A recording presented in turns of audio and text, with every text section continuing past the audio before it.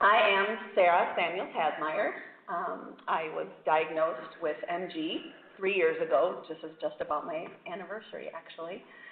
And I'm just going to tell you a little bit about my MG journey here. I was a principal dancer, a professional dancer with a company named Ensemble Español, Spanish Dance Theater in Chicago, for over 21 years. I taught dance. I was the associate artistic director for our youth company, and then I also danced professionally. We traveled internationally and nationally all over our country. I performed in most of the main theaters in Chicago, which was really exciting and amazing. I couldn't imagine a time that I wasn't dancing ever since the time I was really young. Just dance was my life. I always thought, like, oh, I won't be able to live or breathe without dancing. Ha ha, I'm still here. So my daily life was working out. I'd walk, run, exercise, use weights, in addition to all of my dance training, which was generally about, I'd say, 5 hours a day. About 3 years ago, I was driving to my now husband's house. I was living in Evanston at the time. It's about an hour-and-a-half drive, but driving there and just called him up and said, all of a sudden, I was just like, you need to stay on the phone with me. I cannot keep my eyes open. I'm just really tired. And I thought, gosh, my eyes are changing. I'm getting older. I was, I guess 45 at the time and about to be. Like, this kind of sucks, right? So went to see an ophthalmologist, and because these symptoms weren't going away. And she kind of mentioned, there's this disease, Myasthenia Gravis, and you probably don't have that. It's like, okay, I have no idea, had never heard that before. What is that? Don't know. Didn't really think about it. The next day, my eyes were actually hurting me, and so I called my doctor, and she said, just go to the ER. Like, okay, when your doctor tells you to go to the ER, you take that seriously, you go to the ER, so I did. And about 8 hours later, everybody was pretty sure that I had MG. I was pretty upset at that time, just your whole life changing, where I didn't have the energy to continue dancing, and just with the rigorous schedule that it does, there just wasn't really a way to do it that I wanted to do it. You have to be okay with asking for help. I was used to just driving everywhere by myself and doing everything by myself, and so I had to learn to ask for help when you needed it, and also accepting help, because you only have so much energy, so you really need this help. My husband and I kind of came up with this coin system, where you wake up in the morning and let's say you have like $5 in coins, and so depending on the day, let's say like going to the grocery store, if it's a good day, maybe that only costs, it's only 50 cents. Here you go. Then you want to go take the dogs for a walk. Okay, that's another, let's say, $1.75.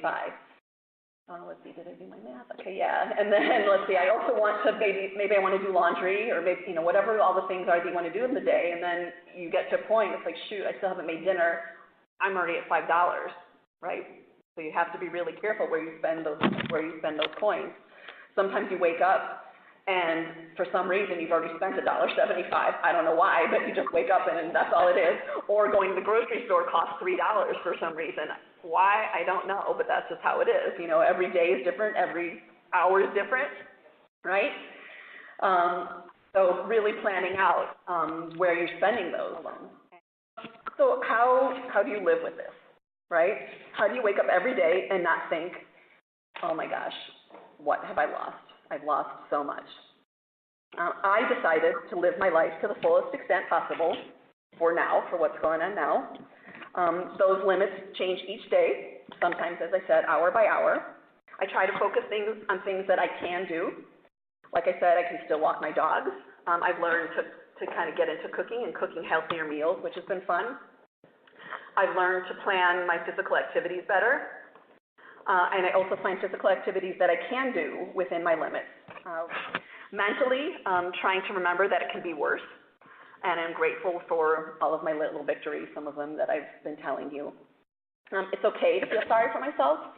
It's important to acknowledge what has been lost, but not to stay in that place.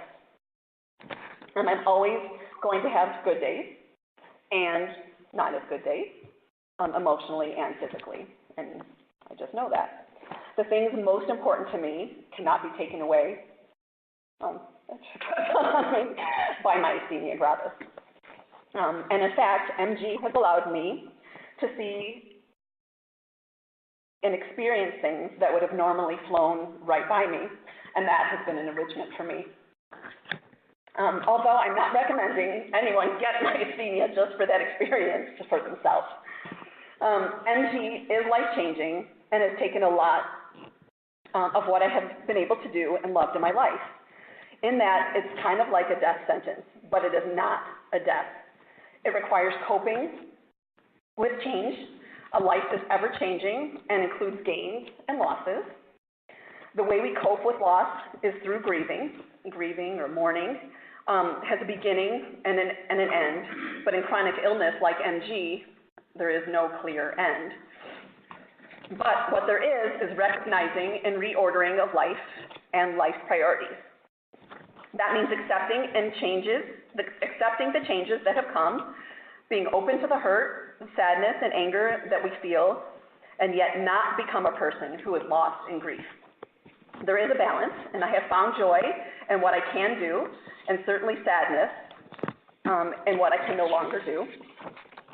I can be sad, but I can take pleasure in what I have been fortunate to have in my life, and those things, as I said, MG cannot take away. Grieving well and living my life as it is what I can do and work hard at doing.